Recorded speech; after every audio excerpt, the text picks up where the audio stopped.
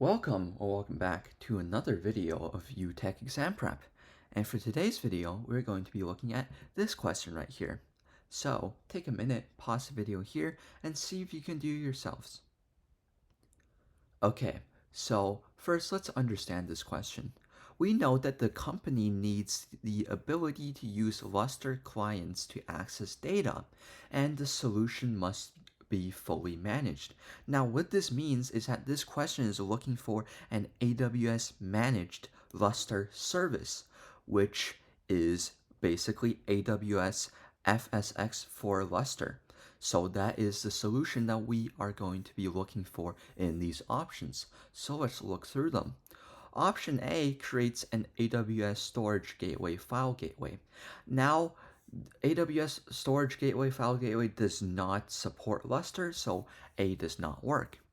B shares the same problem with an Amazon EC2 Windows instance, which also has no Lustre support.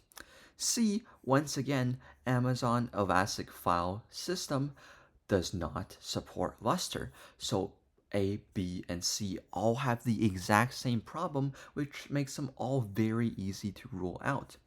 Option D creates an Amazon FSx for Lustre file system, which is exactly what we're looking for from the description of this question.